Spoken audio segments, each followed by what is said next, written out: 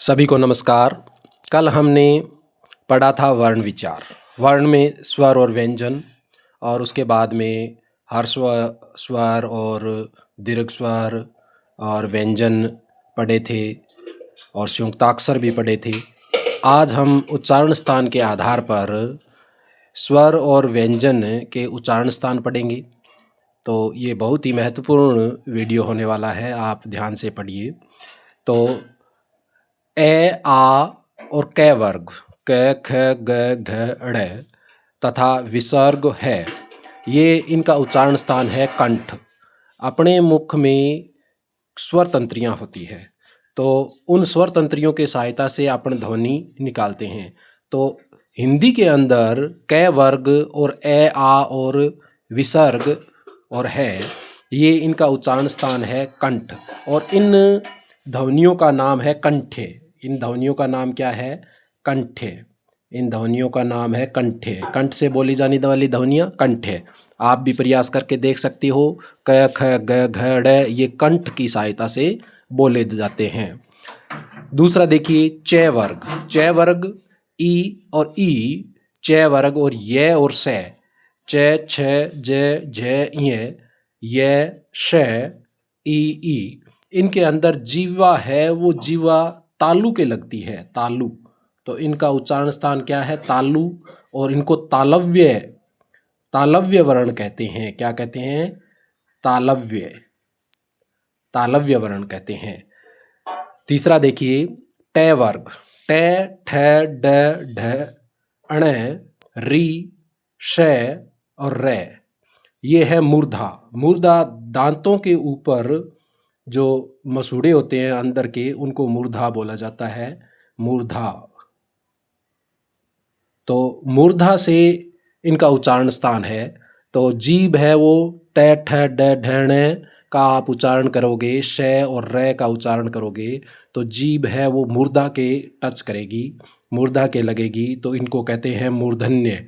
मूर्धन्य मूर्धन्य मूर्धन्य शब्द वर्ण या मूर्धन्य ध्वनियाँ कहते हैं। तय वर्ग त, थ, द, ध, न, ल, से, ये है दंत्य। दंत्य दांत। दांत के जीभ लगती है, उच्चारण स्थान इनका दांत है, और इनको कहते हैं दंत्य। इन ध्वनियों को दंत्य ध्वनि कहते हैं। आप भी उच्चारण करके देख सकते हैं। त, थ, द, ध, न जब उच्चारण करते हैं तो अपनी जीभ का अग्रभाग दांतों से लगता है।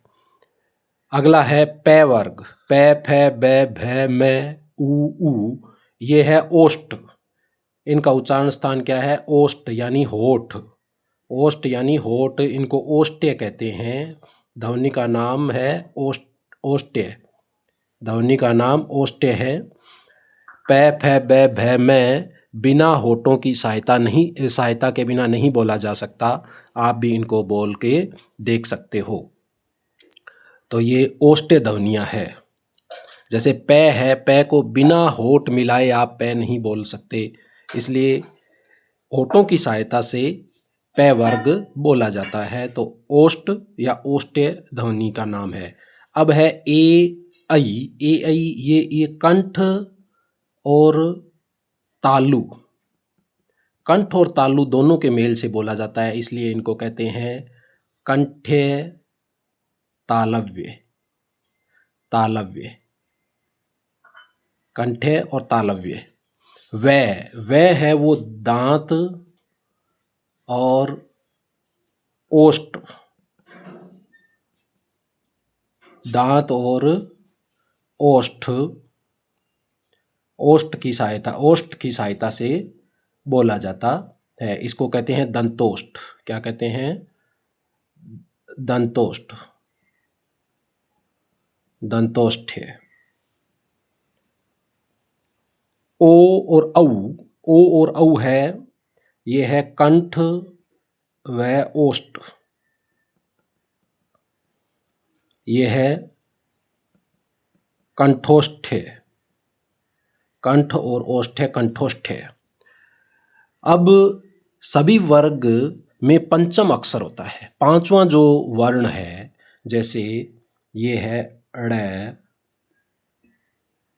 इये, अणे, ने और मैं, ये है नासिक्य व्यंजन। ये है नासिक्य व्यंजन। इसमें क्या होता है, इनका उच्चारण नासिका के साथ है ना, नासिका के साथ। जैसे अड़े का कंठ से, फिर इये का तालु से, अणे का मुर्दा से, ने का दांत से और मैं का ओष्ठ से। तो इस हिसाब से होता है। तो साथ में तो इनको नासिक्य व्यंजन कहते हैं। तो इसको एक बार अपन और देखते हैं। तो सबसे पहले कै वर्ग, कै वर्ग ए आ और है, ये बोले जाते हैं कंठ से। ये मानव मुख का चित्र है, अंदर की स्वर तंत्रियां हैं और जीभ स्वर तंत्री है। तो इसके अंदर कंठ से बोले जाने वाले कंठे, फिर तालु, ये तालु होता है ऊपर का, जीभ तालु के टच करती है। जैसे च, छ, ज, झ, इये, ई, ये, से, इसमें जीभ है वो तालु के टच करेगी। तीसरा मुर्दा, मुर्दा दांतों के पास में जो मसूड़े हैं अंदर, वहाँ पे जीभ टच करेगी, ट, ठ, ड, ढ, ण। और फिर दांतों के जीभ कब टच करेगी, जब अपन त, थ, द, ध, न, ल, से बोलेंगे, तो ये दंत्य ध्वनियाँ है। और ओष्ठ्य ध्वनियों में प, फ, ब, भ, मैं और ऊ, ये ओष्ठ्य ध्वनियाँ है। तो इस प्रकार से उच्चारण स्थान अलग अलग होते हैं। धन्यवाद मित्रों। कैसे लगा आपको वीडियो ज़रूर बताएं। आगे का वीडियो भी जल्द ही लेकर आएंगे।